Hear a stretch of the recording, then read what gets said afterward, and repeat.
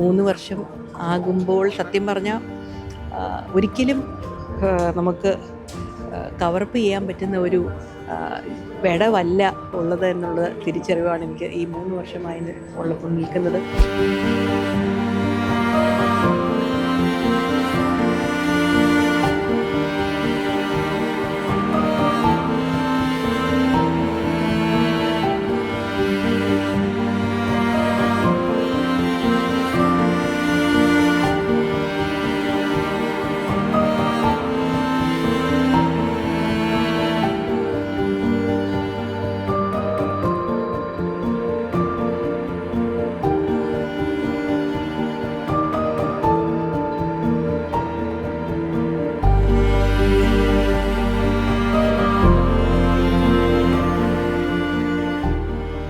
അപ്പയെ പറ്റിയുള്ള കഥകൾ, ഈ കഥകളെന്ന് പറയുമ്പോൾ അത് ഓരോ ജീവിതമായിരുന്നു.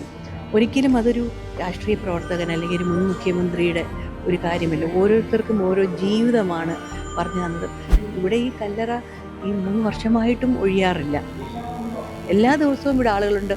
ഇപ്പം എനിക്ക് തോന്നുന്നത് കേരള ചരിത്രത്തിൽ ഇങ്ങനെ ഒരു രാഷ്ട്രീയ നേതാവ് ഇത്രയധികം ജനമനസ്സുകളിൽ ഈ കാലമായിട്ടും ഒരു വ്യത്യാസവുമില്ലാതെ, ഒരു മങ്ങലുമില്ലാതെ അദ്ദേഹത്തിൻ്റെ സ്മരണ നിൽക്കുന്നു എന്ന് പറയുന്നൊരു അത്ഭുതമാണ്.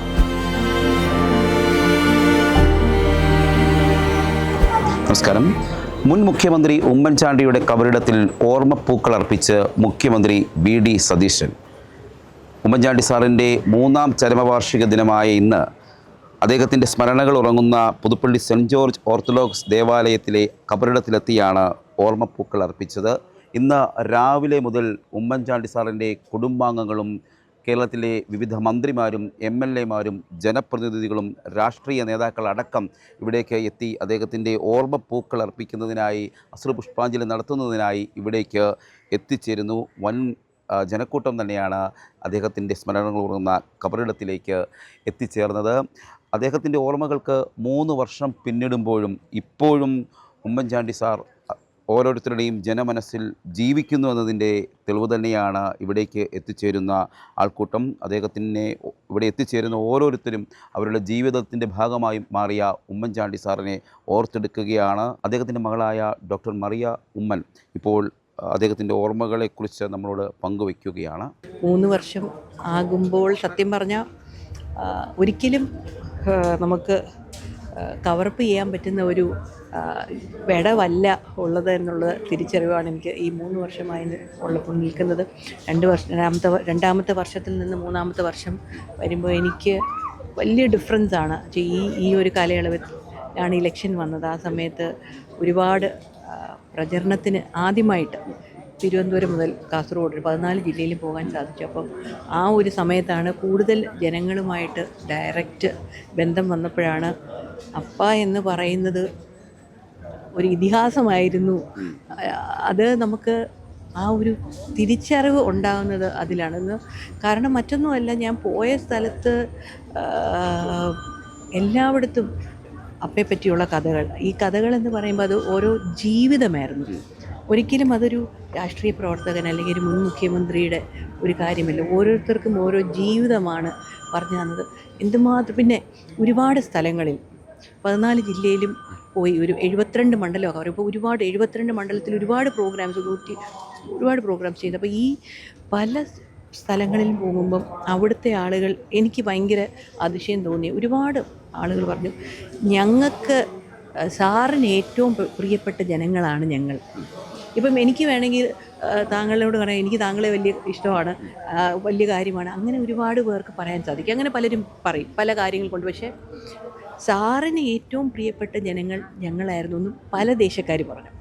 അപ്പം അതെനിക്ക് വലിയൊരു തിരിച്ചറിവായിരുന്നു. അപ്പയുടെ മാജിക് എന്തായിരുന്നു.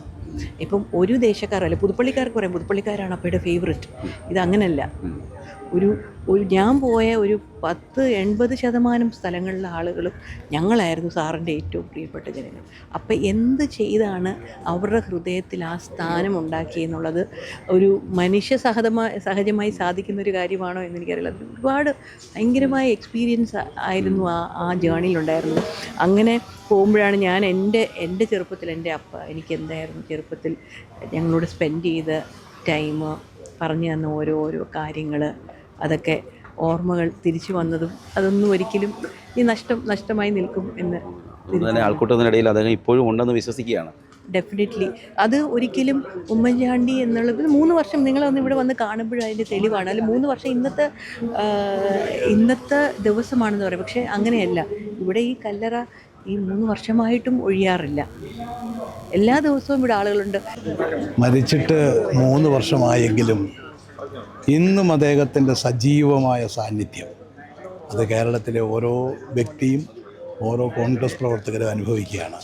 എനിക്ക് തോന്നുന്നത് കേരള ചരിത്രത്തിൽ ഇങ്ങനെയൊരു രാഷ്ട്രീയ നേതാവ് ഇത്രയധികം ജനമനസ്സുകളിൽ ഈ കാലമായിട്ടും ഒരു വ്യത്യാസവുമില്ലാതെ, ഒരു മങ്ങലുമില്ലാതെ അദ്ദേഹത്തിൻ്റെ സ്മരണ നിൽക്കുന്നു എന്ന് പറയുന്നൊരു അത്ഭുതമാണ്. അത് അത്ഭുതം എന്ന് പറഞ്ഞാൽ അദ്ദേഹം ചെയ്തിട്ടുള്ള പ്രവൃത്തിയുടെ ഫലം തന്നെയാണ്. ഞാൻ അദ്ദേഹം മരിച്ച ദിവസം ഒന്ന് വൈകിട്ട് ചാനലുകൾ കൊടുത്തൊരു ഇൻ്റർവ്യൂ ഞാൻ പറഞ്ഞു. നാളെയും മറ്റന്നാളും 2 ദിവസം നിങ്ങൾ കണ്ടു കേരളം ഈ മഹാനായ മനുഷ്യന് എങ്ങനെയായിരിക്കും യാത്രയയപ്പ് നൽകുന്നതെന്ന്. അക്ഷരാർത്ഥത്തിൽ ഞാൻ പറഞ്ഞതുപോലെ കേരള ചരിത്രത്തിൽ ഒരിക്കലും ഉണ്ടായിട്ടില്ലാത്ത രീതിയിൽ ജനങ്ങളുടെ ഒരു വലിയ ജനസാഗരം ഒരു അലയടിക്കുകയായിരുന്നു അദ്ദേഹം കടന്നു പോകുന്ന വഴികളിലൂടെയൊക്കെ. തീർച്ചയായിട്ടും ഈ കഴിഞ്ഞ തെരഞ്ഞെടുപ്പ് ഇപ്പോൾ ഒരു വലിയ രാഷ്ട്രീയ മാറ്റം നടന്നു, പുതിയ ഗവൺമെൻറ് വന്നിരിക്കുകയാണ്. ആ ഗവൺമെൻറ് വന്നതിൻ്റെ പിന്നിൽ ഏറ്റവും പ്രധാനപ്പെട്ട ഒരു ചാലകശക്തി ഐക്യജനാധിപത്യ മുന്നണിയുടെ പ്രചരണ രംഗത്തെ അതിൻ്റെ ഏറ്റവും വലിയ പ്രചോദനം കഴിഞ്ഞ ഗവൺമെൻറ്റുമായിട്ടുള്ള താരതമ്യം അവിടെയൊക്കെ ഉമ്മൻചാണ്ടിയുടെ പേര് തന്നെയായിരുന്നു. തീർച്ചയായിട്ടും അദ്ദേഹത്തിൻ്റെ ആ നാമം അതിന്നും കോൺഗ്രസിനും UDF-നും കേരളത്തിലെ ജനങ്ങൾക്കും ആവേശം പകരുന്നതാണ്.